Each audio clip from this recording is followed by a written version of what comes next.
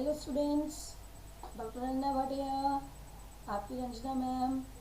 बेटा अब हम बहुत आज से ही शुरू करने वाले हैं एटॉमिक स्ट्रक्चर की सीरीज, चैप्टर जो हम 11th क्लास में पढ़ते हैं, है ना, जो बहुत इम्पोर्टेंट है class 11th 12th IIT JEE and medical के लिए, जिसमें से क्वेश्चन पूछा ही जाता है। कुछ चैप्टर्स ऐसे होते हैं जिससे आपकी कैलकुलेशन चेक करने के लिए पूछते हैं, तो ये वन ऑफ देम। तो एटॉमिक स्ट्रक्चर से क्या क्या चीज़ें आने वाली हैं और कैसे कैसे क्वेश्चन पूछे जाते हैं तो डिस्कस करेंगे इस चैप्टर के अंदर। तैयार हो जाइए सब लोग पढ़ने के लिए atomic structure, and without wasting your time I will start it. ठीक है बेटा, चलो फिर पढ़ते हैं बिल्कुल एक नए जोश के साथ। ठीक है बेटा,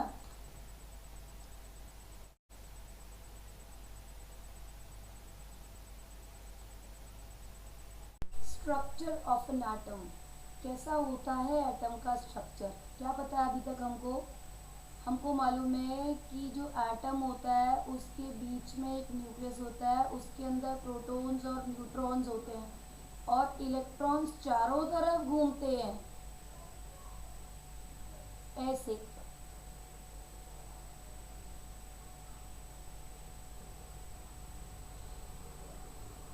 ये हमें मालूम है और हम इनको एनर्जी लेवल्स बोलते हैं। और जो न्यूक्लियस के अंदर होते हैं उनको हम न्यूक्लियॉन्स बोलते हैं।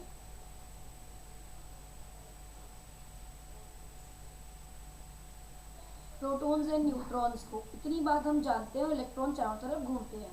ठीक है बेटा, और इलेक्ट्रॉन्स हम ये भी जानते हैं कि इलेक्ट्रॉन्स नेगेटिवली चार्ज होते हैं और प्रोटॉन्स जो होते हैं वो पॉजिटिव होते हैं और न्यूट्रॉन्स जो होते हैं वो न्यूट्रल होते हैं।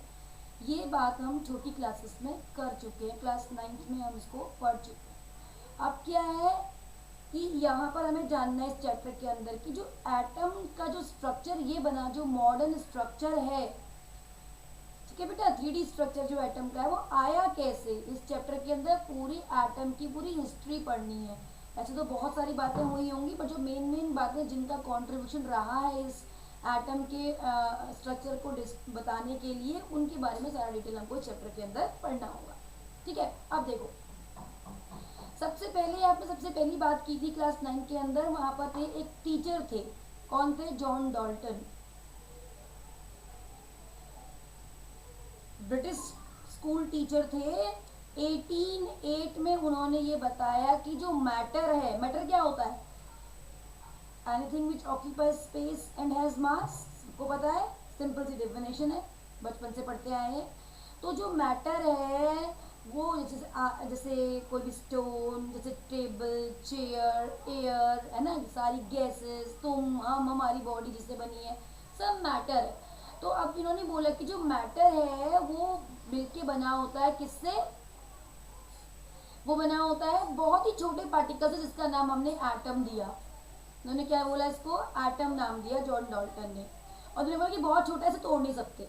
ठीक है, 6-7 पॉइंट दिए, अलग अलग एटम का अलग अलग होगा, कुछ बातें करी। बहुत साल तक ये कंसेप्ट चला इनका, है ना बेटा। तो ऐसे हमको मिला स्ट्रक्चर ऑफ एटम के बारे में, कैसे कैसे हमको इसको आगे प्रोसीड करना है। सबसे पहले हम यहाँ पर स्टार्ट करते हुए चलेंगे कि इस चैप्टर के अंदर एक्चुअली पढ़ना क्या है। एक्चुअली ये चैप्टर ना हैफर्ड वे में होता है, कहीं किसी ने कुछ बता दिया, कहीं किसी ने कुछ बता दिया, पता नहीं कौन सा। बच्चे बोलते हैं मैडम इसमें कौन सा प्रिंसिपल लगना है, ऑफबाउ लगना है, पॉलीज लगना है, हेजनबर्ग में क्या होना है। तो एक सिस्टमेटिकली पहले हम एक सिस्टम बना लेते हैं चैप्टर को पढ़ना कैसे है, और उसके बाद समरी बना लो और बनाकर उसके बाद अपने कमरे में पेस्ट कर लो, एक चार्ट बनाकर A4 साइज में बना लो या बड़े में बना लो। तो क्या हो जाएगा, आपका चैप्टर जो होगा वो आपके सामने रहेगा बिल्कुल, है ना। और जब भी आप बाल बनाओगे, कुछ भी खाओगे, कुछ भी करोगे, घूमते रहोगे, तो अपनी नजरों के सामने से चीज़ निकलेगी, आपको हर वक्त याद हो जाएगा। आपको देखने की जरूरत नहीं, बाबा बुक खोलकर कि इसके अंदर क्या है, चीज़ें आपके कंट्रोल में आती चली जाएंगी। ऐसे हर चीज़ को करना चाहिए बेटा, इंपॉर्टेंट टॉपिक्स को ना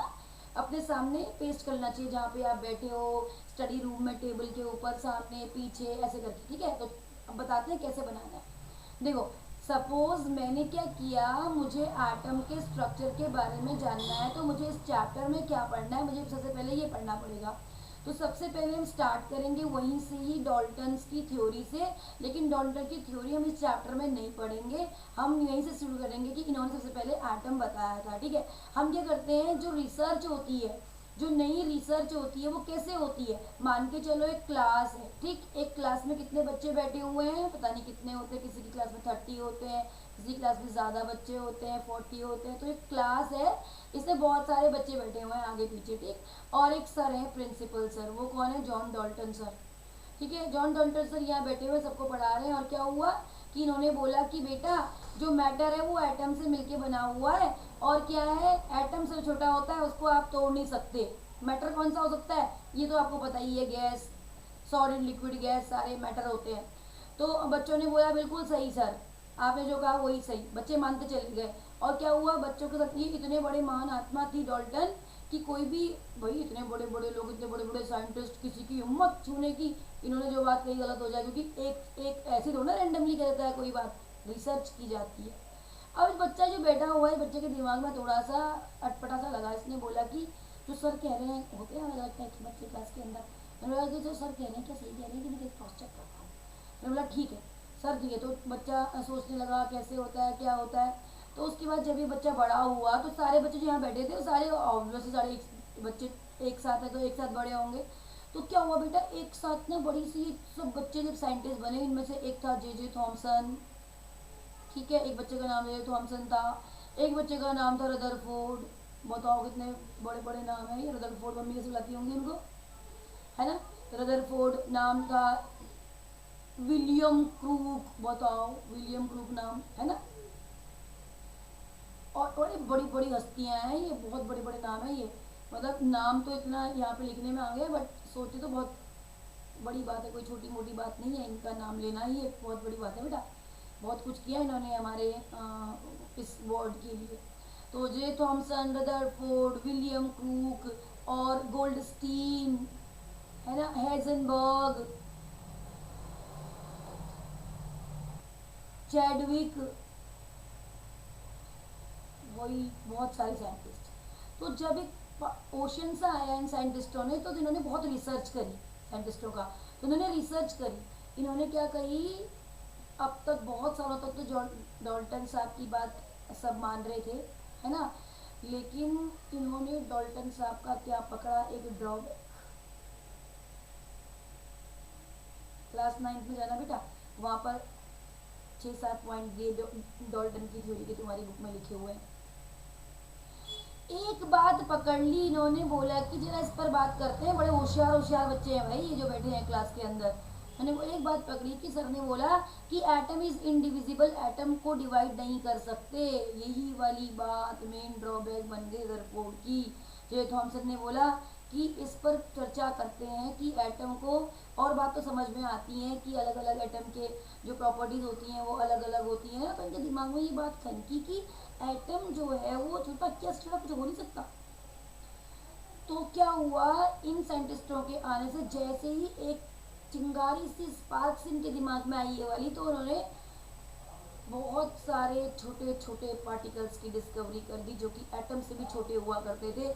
आपको मालूम है 35 स्मॉल पार्टिकल्स होते हैं एटम से भी छोटे मैटर के अंदर, लेकिन उसके 3 पार्टिकल्स जो होते हैं, 3 पार्टिकल्स जो होते हैं, वो कौन से होते हैं, वो फंडामेंटल पार्टिकल्स होते हैं, जिनको आप जानते हो, फंडामेंटल पार्टिकल्स जिनके बारे में आप जानते हो बेटा, कौन से होते हैं ये, इलेक्ट्रॉन्स, प्रोटॉन्स एंड न्यूट्रॉन्स। ठीक है, इसके लिए हम क्या करते हैं, ईट पर नाच, ई स्टैंड्स फॉर इलेक्ट्रॉन, ट for Thomson, J J Thomson, P stands for proton, R stands for Rutherford, N stands for neutron,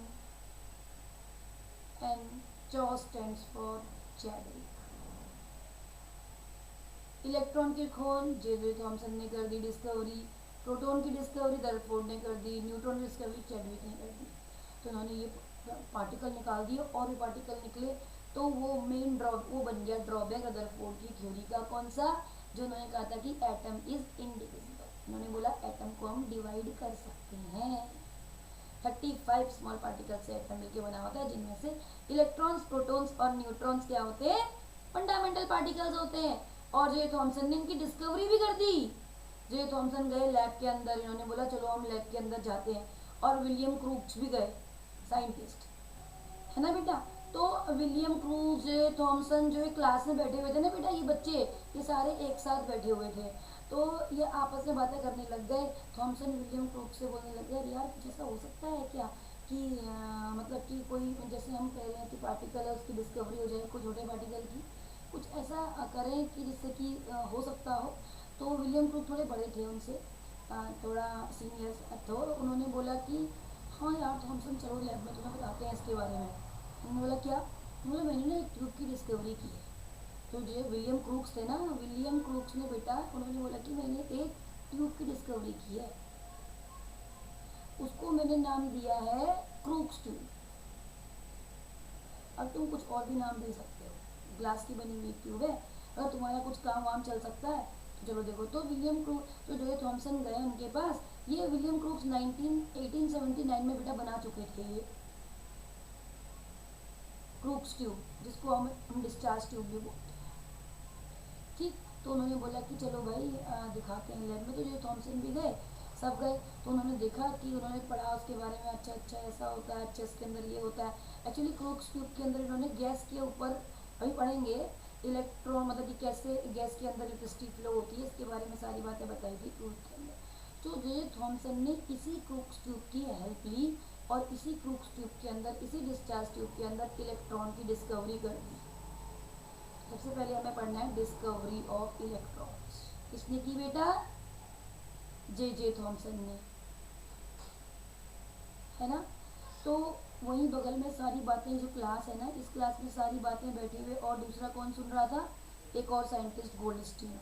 Goldstein ने कहा भाई जे थॉमसन जब कर सकता है इलेक्ट्रॉन की डिस्कवरी, तो एक्चुअली क्या हुआ था, जे थॉमसन ने जब ये इलेक्ट्रॉन की डिस्कवरी की थी ना, तो उन्होंने क्या किया था, उनके ड्रॉबैक को पकड़ा किसने? भाई डॉल्टन के इतने बड़े आदमी के ड्रॉबैक को पकड़ लिया इन छोटे छोटे बच्चों ने जो क्लास में बैठे हुए थे। तो इनके ड्रॉबैक को पकड़ा गोल्डस्टीन ने। गोल्डस्टीन ने कहा कि जब थॉमसन इलेक्ट्रॉन की डिस्कवरी कर सकता है तो मैं क्यों नहीं कर सकता हूँ, मैं प्रोटॉन किसी और पार्टिकल की डिस्कवरी कर देता हूँ। अगर थॉमसन बोलते हैं इलेक्ट्रॉन नेगेटिव होते तो पॉजिटिव पार्टिकल भी तो हो सकते हैं, क्योंकि इससे पहले फेराडे प्लस और माइनस को प्रूव कर चुके थे कि प्लस और माइनस दो चार्ज होते हैं। तो गोल्डस्टीन ने कहा कि ये करें। गोल्डस्टीन ने क्या कर दिया, गए और क्या कर दिया, प्रोटॉन की डिस्कवरी कर दी। प्रोटॉन की डिस्कवरी नहीं करी इन्होंने, कैनाल रेज की डिस्कवरी करी, बस कैनाल रेज की डिस्कवरी। और बेटा जो क्लास है ना, इस क्लास के अंदर एक छोटा सा बच्चा बैठा हुआ था, ये वाला, ये बड़ा चालाक बच्चा था, उसका नाम था रदरफोर्ड। रदरफोर्ड सारी बातें सुन रहे थे, उन्होंने थॉमसन की बात भी सुनी और गोल्डस्टीन की बात भी सुनी। तो उन्होंने क्या बोला कि थॉमसन ने तो उसका नाम इलेक्ट्रॉन नाम दिया, और गोल्डस्टीन ने जो अगर पॉजिटिव रेज है तो उसका नाम कैनाल रेज दिया, इलेक्ट्रॉन नाम, प्रोटॉन नाम क्यों नहीं दिया। रदरफोर्ड गए, कुछ काम नहीं किया, रदरफोर्ड ने फट से क्या कर दिया, बोला ये जो कैनाल रेज है पॉजिटिव पार्टिकल्स की मिलकर बनी होती है, इन्हें प्रोटॉन्स बोल दो। बताओ, कुछ नहीं हुआ, क्रेडिट चला गया किसको? रदरफोर्ड को। काम किसने किया था? गोल्डस्टीन ने, है ना। तो अपने उन्होंने रिसर्च पेपर पे लिख दिया भैया ये जो पॉजिटिव चार्ज है प्रोटॉन्स। चलो भैया इलेक्ट्रॉन प्रोटॉन की डिस्कवरी हो गई। तो क्या हुआ बच्चों, डिस्चार्ज ट्यूब के अंदर इलेक्ट्रॉन्स एंड प्रोटॉन्स की डिस्कवरी हो गई। अब क्या सोचा साइंटिस्टों ने, सोचा कि इलेक्ट्रॉन्स एंड प्रोटॉन्स ही कुछ गिनने लायक हैं, और तो बहुत छोटे पार्टिकल जितने भी डिस्कवर करें वो इतने छोटे हैं कि उनके बारे में कुछ जानना बहुत ही असंभव सी बात है। ये दोनों ही पार्टिकल लग रहे हैं, इलेक्ट्रॉन नेगेटिव है, प्रोटॉन पॉजिटिव है, दो ही चार्ज होते हैं प्रकृति में, और ये दो चार्ज हो सकते हैं। न्यूट्रॉन के बारे में दूर दूर तक किसी ने नहीं सोचा। इलेक्ट्रॉन और प्रोटॉन की डिस्कवरी ये हो चुकी थी 1896 एंड 1897 के अराउंड बेटा। उसके बाद क्या हुआ, किसी ने सोचा नहीं कि कोई और पार्टिकल हो सकता है, चलो इलेक्ट्रॉन प्रोटॉन की डिस्कवरी हो गई।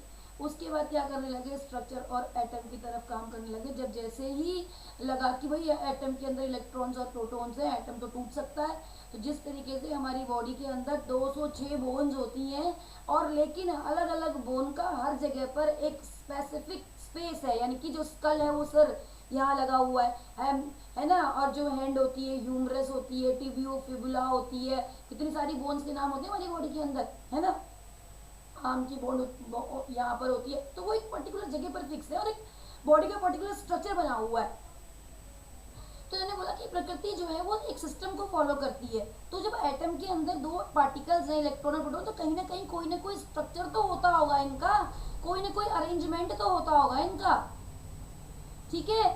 तो ये बात किसके दिमाग में आई?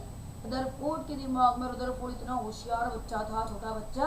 रदरफोर्ड ने क्या किया, चलो पढ़ता हूँ पुरानी थीसिस। 1897 और 1895 उससे पहले दी हुई एक थीसिस थी, वो सर हेनरी बैक्यूरेल की। सर हेनरी बैक्यूरेल थे बेटा। पहले क्या होता था, तो पीएचडी करने का डॉक्टरेट की डिग्री मिलती है, पहले सर की मिलती थी बेटा, है ना। तो सर हेनरी बैक्यूरेल थे, स्पेलिंग देखेंगे क्या है। तो सर हेनरी बैक्यूरेल ने क्या किया था, उन्होंने रेडियो एक्टिविटी की डिस्कवरी की थी, है ना। तो उन्होंने थोड़ा उसको पढ़ा, बहुत सारे एक्चुअली क्या होता है बेटा, रिसर्च करने से पहले बहुत सारे और रिसर्च पेपर्स को पढ़ना पड़ता है, और दूसरों ने इस फील्ड में कितना काम करा है, क्या करा है। हमारा रिसर्च रिपीट नहीं होना चाहिए, अगर हमारा रिसर्च रिपीट हो गया तो फिर वो किस बात का रिसर्च है, नया कोई नई न्यू सर्च। तो पुराना काम सारा पढ़ना पड़ता है कि किसने क्या किया, किसने क्या किया, किसने क्या का काम किया, फिर उन काम के जहाँ पर भी हमें लगता है कि इस काम में ये भी पॉसिबिलिटी है, तो हम वहीं से वो पॉइंट पकड़ते हैं और उस पॉइंट पर काम करना शुरू कर देते हैं, नया काम जो दुनिया में किसी ने नहीं किया उसके ऊपर, है ना। तो इन्होंने बहुत सारी, तो बहुत चीज़ें पढ़नी पड़ती, तो रदरफोर्ड पढ़ते थे बहुत, क्योंकि जो बेटा जो पढ़ेगा वही साइंटिस्ट बनेगा। देखो छोटा मोटा काम तो है नहीं ये रिसर्च करना। तो इन्होंने क्या किया, इनकी पूरी थ्योरी पढ़ी, तो वहाँ से उन्हें थोड़ा सा आइडिया लग गया था अल्फा बीटा और गामा रेस के बारे में, ठीक है। रदरफोर्ड ने, तो रदरफोर्ड ने क्या कर दिया, आप तो जानते हो कि बहुत ही फेमस एक्सपेरिमेंट है, इन्होंने गोल्ड फॉइल के ऊपर अपना क्या किया, स्कैटरिंग एक्सपेरिमेंट दे दिया, जो कि बहुत फेमस है बेटा, रदरफोर्ड का स्कैटरिंग एक्सपेरिमेंट।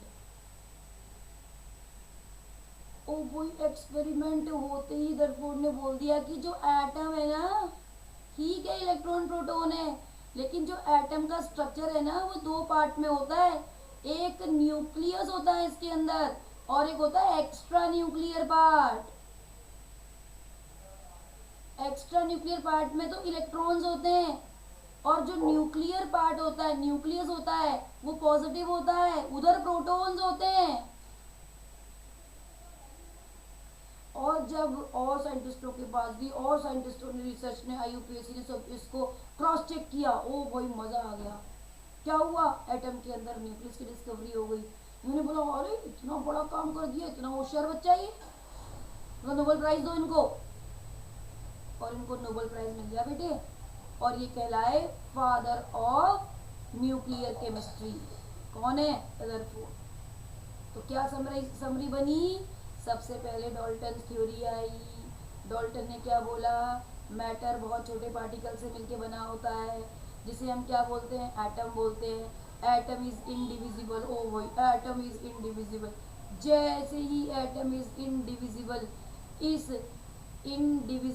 इस वाले सेंटेंस पर बात गई, तो भैया वही तो हम सब ने और जितने साइंटिस्ट आए थे उन सब ने बोला कि इसको पकड़ते, ये मेन ड्रॉबैक बन गया डाल्टन्स की थ्योरी का।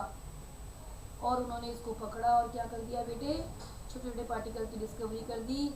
उसके बाद क्या हुआ बेटा, डिस्कवरी ऑफ इलेक्ट्रॉन्स किसने की, जे थॉमसन ने। फिर क्या हुआ, डिस्कवरी ऑफ प्रोटॉन्स किसने की, रदरफोर्ड ने। फिर क्या हुआ, जैसे डिस्कवरी प्रोटॉन के क्रेडिट चला गया रदरफोर्ड को, रदरफोर्ड के अंदर क्यूरियोसिटी आ गई और करूंगा मैं तो रिसर्च। उन्होंने क्या कर दिया, स्कैटरिंग एक्सपेरिमेंट दे दिया। क्या कर दिया, डिस्कवरी ऑफ न्यूक्लियस। न्यूक्लियस की डिस्कवरी होती क्या बन गए हो, फादर ऑफ न्यूक्लियर केमिस्ट्री। क्या बोला उन्होंने, न्यूक्लियस क्या होता है, हार्ड मास होता है जिसके अंदर प्रोटॉन्स होते हैं और जो पॉजिटिवली चार्ज होता है और इलेक्ट्रॉन बाहर घूम रहे हैं। ये बात इन्होंने कही, ठीक है। तो उसके बाद क्या हुआ, जब हमारे पास ये हो जाएगा इलेक्ट्रॉन प्रोटॉन, तो एटम, ठीक है बेटा, तो ये हो गया। अब जब इलेक्ट्रॉन और प्रोटॉन की डिस्कवरी हो गई थी और न्यूक्लियस की डिस्कवरी से पहले यहाँ पर 1904 की बात कर रही हूँ मैं, 1904 में जो थॉमसन थे उन्होंने बोला कि चलो भैया अब तो इलेक्ट्रॉन की डिस्कवरी भी हो चुकी है और प्रोटॉन की डिस्कवरी भी हो चुकी है, मेरे हिसाब से ये दो ही चार्ज नेचर में होते हैं और ये दो छोटे छोटे पार्टिकल या और जो पार्टिकल डिस्कवरी हो रहे हैं धीरे धीरे वो तो बहुत छोटे हैं, उनके बारे में हम कुछ कह नहीं सकते। तो इलेक्ट्रॉन और प्रोटॉन को ही फंडामेंटल पार्टिकल लेकर हम ऐसा करते हैं, कहीं ना कोई स्ट्रक्चर तो कुछ ना कुछ एटम का होता होगा, तो उन्होंने स्ट्रक्चर पे काम करना शुरू कर दिया कि अब देखते हैं कि कैसा स्ट्रक्चर पॉसिबल। तो जो थॉमसन ने क्या किया, जब उन्होंने एक्सपेरिमेंट किया अपने एक्सपेरिमेंट के अकॉर्डिंग, आपने पढ़ा होगा पहले, उन्होंने क्या दिया, अपना प्लम पुडिंग मॉडल दिया। प्लम पुडिंग पहले क्या होता था बेटे, जो रिसर्च होती थी ना वो रिसर्च एक सब्जेक्ट पे नहीं होती थी, जैसे हमने बोल दिया कि नहीं केमिस्ट्री के साइंटिस्ट है, फिजिक्स के साइंटिस्ट है, पहले ऐसा नहीं होता था। पहले कोई भी रेंडमली किसी पे भी रिसर्च करता था। तो ये थॉमसन फिजिक्स में भी काम कर रहे थे। तो 1904 में उन्होंने प्लम पुडिंग मॉडल दिया और इसी को हम बोलते हैं वाटरमेलन मॉडल। आपने पढ़ा होगा वाटरमेलन मॉडल भी, क्लास 9 में पढ़ाते हैं। क्या होता है इसके अकॉर्डिंग, क्या कहा था इन्होंने कहा था कि जो इलेक्ट्रॉन्स होते हैं वो तो जैसे वो नहीं बनाते स्वीट पुडिंग, खीर बनाती है मम्मी और पुडिंग बनाती है, तो उसमें क्या होता है, जो नीचे वाला बेस पार्ट है उन्होंने बोला कि वो तो है भैया पॉजिटिव पार्ट ये वाला, और जो इलेक्ट्रॉन्स है जैसे हलवे में ऊपर ऊपर रेजिन्स घूम रहे होते हैं, काजू किशमिश, ऐसे ही इसके ऊपर भी क्या होते हैं, नेगेटिव जो चार्ज होता है वो ऐसे घूमता है और उसको बोलते हैं वाटरमेलन मॉडल। बोला एटम का सच है ऐसा, ठीक है। तो 1904 से 1911 तक ये चलता रहा, 1911 तक ये चलता रहा और रदरफोर्ड भी इनको पढ़ते रहे। मैंने कहा ना रदरफोर्ड ने और भी बहुत सारी चीज़ें पढ़ी, रदरफोर्ड ने हेनरी बेक्यूरेल का भी वो पढ़ा मॉडल, और इनको ही पढ़ा थॉमसन को। तो 1911 में फिर 1911 तक तो भैया क्या हुआ पता है, यहाँ पे इन्होंने यहाँ पर ये करी ना बेटा स्ट्रक्चर ऑफ एटम दिया, तो इसी बीच यहाँ पर 1904 में जे थॉमसन को मिला फिजिक्स के लिए नोबेल प्राइज, फिजिक्स के लिए, फॉर फिजिक्स। तो जब किसी को नोबेल प्राइज मिलेगा तो कितनी बड़ी बात है भैया, वो छोटी मोटी बात तो है नहीं। नोबेल प्राइज मिलना मतलब बहुत बड़ी बात भैया, पूरे वर्ल्ड में नाम हो जाना। तो एंजॉय करने लगे जे थॉमसन ने बोला चलो भाई फिजिक्स में नोबेल प्राइज मिल रहा है, मजे आ गए उनके तो, और एंजॉय करने के लिए चले गए। तो क्या हुआ, और साइंटिस्ट जो रिसर्च कर रहे थे केमिस्ट्री के फील्ड में, उनको लगा जो थॉमसन इतनी बड़ी आदमी, इतनी बड़ी बात क्या रखी, वाटरमेलन सही होता होगा भैया, इनके काम को कोई टच नहीं कर सकता, किसी ने नहीं पकड़ा। 1904 से 1911 तक इस टॉपिक उन्होंने कहा J Thomson Nobel prize winner, इतने बड़े साइंटिस्ट की बात को चैलेंज करना एक बहुत बड़ी बात है ना भैया, हम तो कुछ नहीं करने वाले। चलो फिर क्या हुआ, उसके बाद वही बच्चा रदरफोर्ड जो बड़ा तेज बच्चा था, वो 1911 में आया, उसके कुछ खटका दिमाग में, बोला कि नोबेल प्राइज फिजिक्स के लिए मिला, केमिस्ट्री के लिए थोड़ी मिला है, हो सकता है कि इसके स्ट्रक्चर में कहीं ना कहीं कुछ ना कुछ परेशानी होती है, मैं करता हूँ कुछ। तो उन्होंने कहा मैं करता हूँ कुछ एक्सपेरिमेंट करता हूँ। तो तब उन्होंने 1911 में दिया बेटे ये वाला स्कैटरिंग एक्सपेरिमेंट। स्कैटरिंग एक्सपेरिमेंट से पहले रदरफोर्ड अपने थॉमसन अपनी बात कह चुके थे कि एटम का स्ट्रक्चर ऐसा होता होगा, भाई ऐसा होता है मेरी रिसर्च के अकॉर्डिंग। रदरफोर्ड ने तो सब उल्टा उल्टा कर दिया। उन्होंने स्कैटरिंग एक्सपेरिमेंट में कह दिया कि भैया एटम दो पार्ट से मिलकर बना होता है, जो अभी पीछे बात कर चुके थे हम। कौन सा बात बेटा, न्यूक्लियर पार्ट और एक एक्स्ट्रा न्यूक्लियर पार्ट। बोला ऐसा कुछ नहीं होता जो ऊपर होता है। बोला थॉमसन साहब मैं कभी नहीं निकाल रहा हूँ आपकी, लेकिन जितनी बार भी मैं एक्सपेरिमेंट कर रहा हूँ मुझे उतनी बार में यही आंसर मिल रहा है, तो ये मैं नहीं कह रहा हूँ, ये मेरी रिसर्च कह रही है।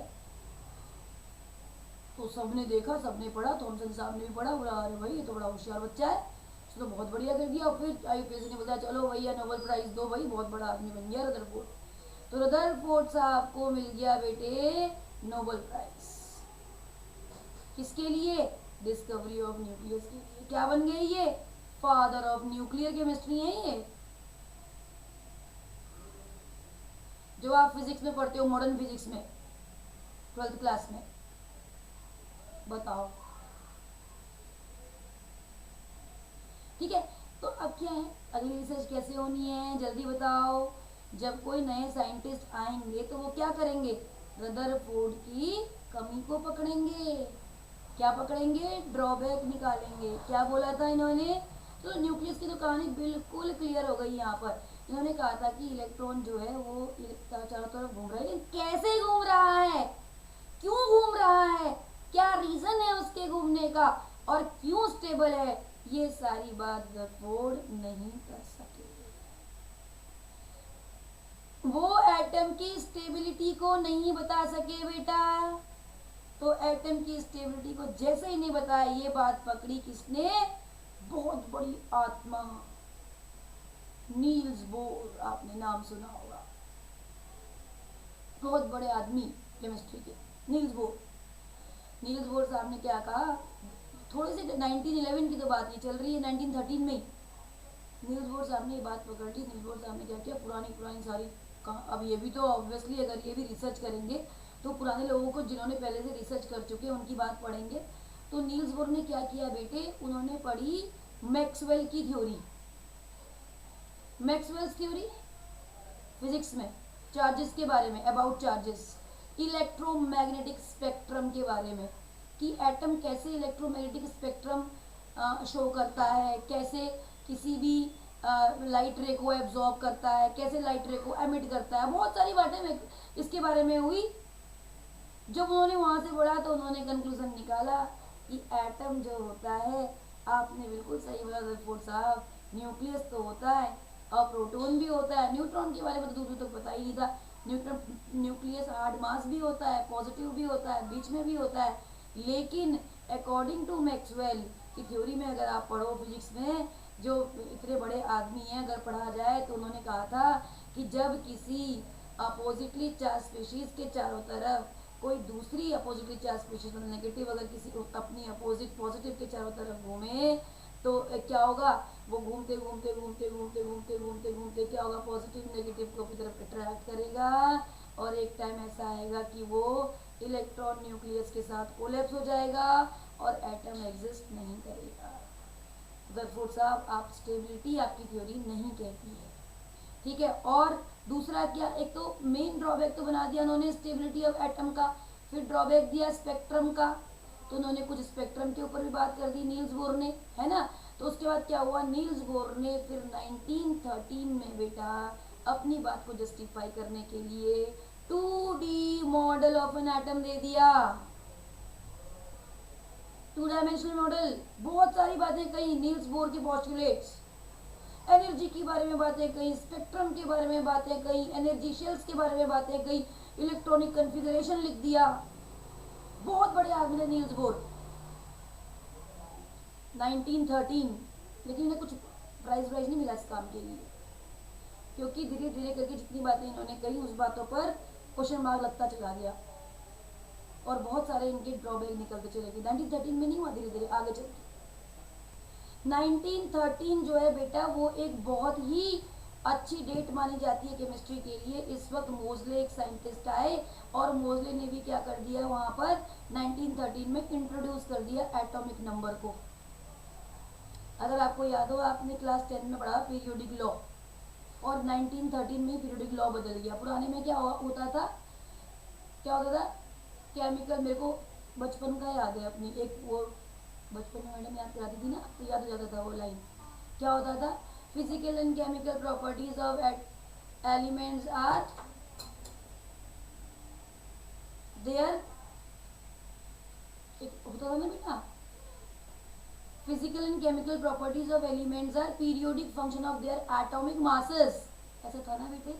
Increasing increasing order of atomic mass में रखा गया था, लेकिन 1913 में वो चेंज हो गया, वहां पे एटॉमिक मास की जगह एटॉमिक नंबर आ गया, है ना बेटा। चलो ये काम भी हो गया।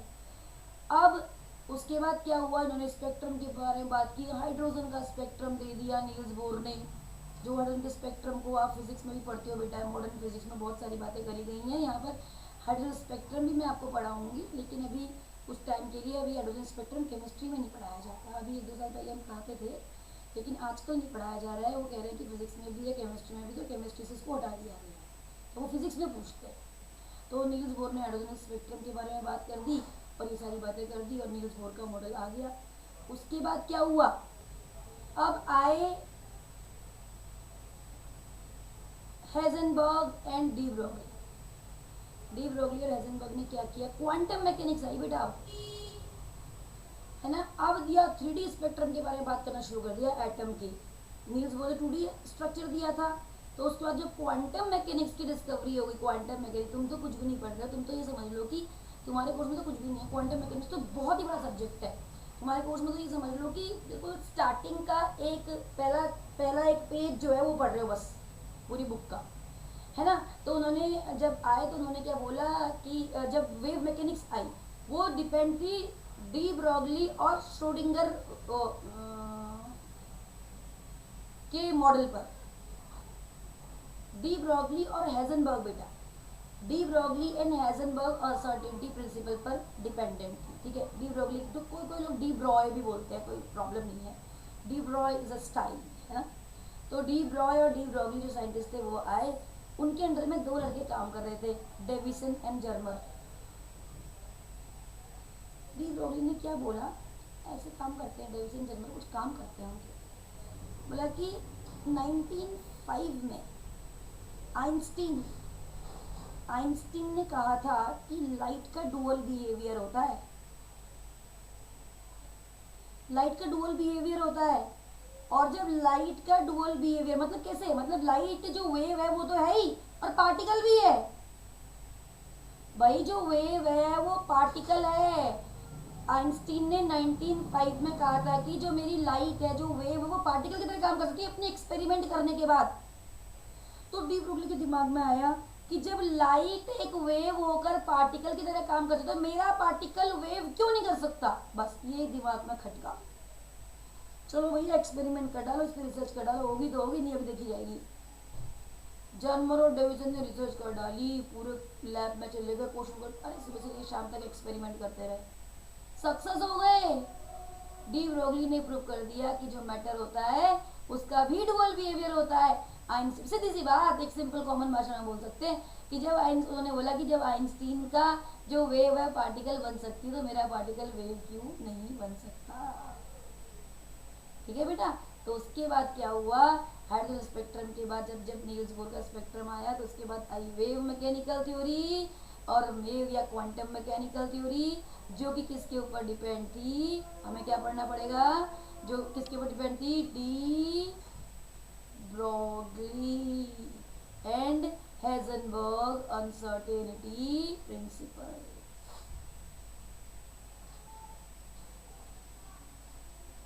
बताओ वेव मैकेनिकल मॉडल जो था, थ्योरी जो थी, वो मॉडल आप बोल सकते हैं ये थ्योरी ये किसके ऊपर डिपेंड थी, de Broglie and Heisenberg uncertainty principle के ऊपर। और बोर की जो थ्योरी थी वो डिपेंड थी, प्लैंक का नाम सुना है ना आपने, Planck's theory, Planck's constant h, उसके ऊपर डिपेंड थी, प्लैंक्स थ्योरी के ऊपर डिपेंड थी, ठीक है बेटा। De Broglie and Heisenberg uncertainty के प्रिंसिपल के ऊपर ये थ्योरी डिपेंडेंट थी। तो तब डी ब्रोगली ने बोल दिया भैया जो मेरा इलेक्ट्रॉन है वो कैसा है, तो वेव की तरह और पार्टिकल की तरह डुअल बिहेवियर की तरह शो करेगा। और इलेक्ट्रॉन जो है, हाँ दरपोर साहब बिल्कुल सही है, प्रोटॉन तो ये है लेकिन जो इलेक्ट्रॉन है वो ऐसे मूव करता है। बताओ इन्होंने बता दिया क्या, ड्रॉबैक बता दिया ना नील्स बोर की थ्योरी का। तो सारी चीजें पढ़नी बेटा, अभी तो सिर्फ पढ़ रहे कि पढ़ना क्या क्या है हमको, ठीक है। तो इन्होंने ये बता दिया, नील्स बोर ने क्या कहा था, ऐसे ऐसे इलेक्ट्रॉन घूमता है। डी ब्रोगली ने क्या कहा, इलेक्ट्रॉन तो वेव भी है पार्टिकल भी है, वो तो ऐसे घूमेगा, ठीक है बेटा। और इसके ऊपर बेस्ड, पूरी थ्योरी के ऊपर बेस्ड 3D मॉडल जनरेट हो गया, जो कि दिया श्रोडिंगर ने 3D मॉडल का वेव इक्वेशन दी। आपको नहीं पढ़नी है, आपको बस सिर्फ इतना पता होना चाहिए कि हाँ श्रोडिंगर ने दी थी। श्रोडिंगर कैट एक मूवी है, जरा उसको पढ़ना है ना, अभी पढ़ेंगे इसके बारे में, बड़ा मजा आएगा तुम्हें चैप्टर पढ़ने में, बहुत इंटरेस्टिंग बड़ा मजेदार चैप्टर है। तो श्रोडिंगर ने यहाँ पर दे दिया और उसके बाद क्वांटम थ्योरी ने क्वांटम नंबर्स दिए, क्वांटम नंबर्स आ गए, क्वांटम नंबर्स, इलेक्ट्रॉनिक कॉन्फ़िगरेशन आ गया बेटा,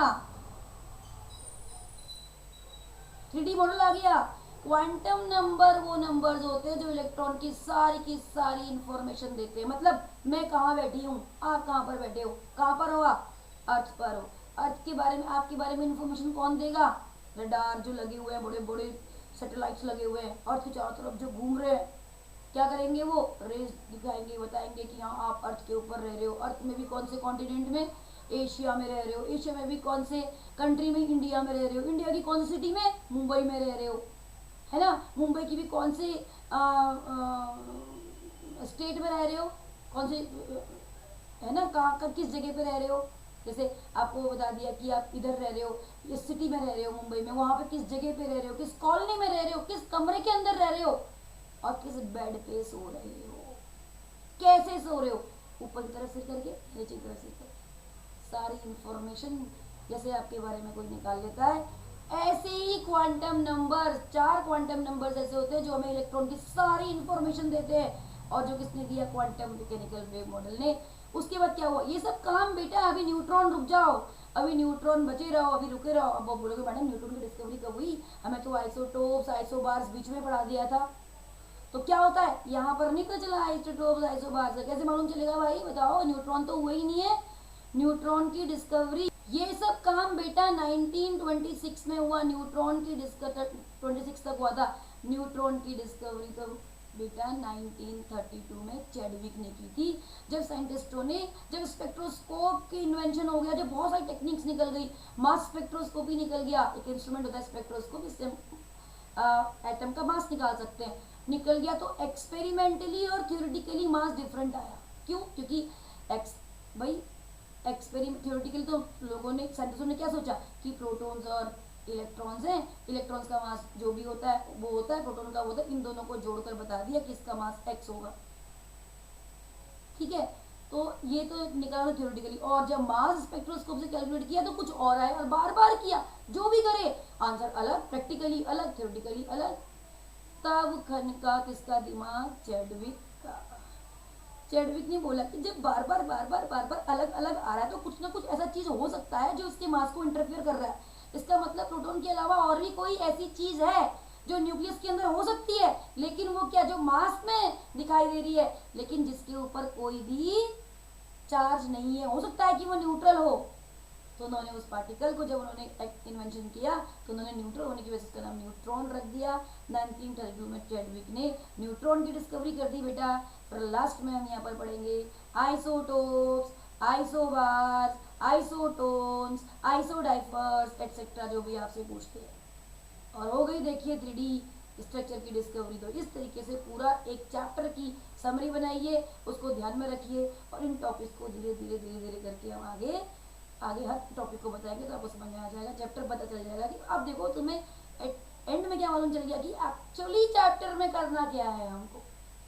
ठीक है ना बेटा, तब इसी चीज़ को आगे नेक्स्ट लेक्चर में लेते हुए चलेंगे। आप शुरुआत करेंगे बिल्कुल अलग से, बिल्कुल नए तरीके से, बहुत सिंपल तरीके से आपको बताते हुए।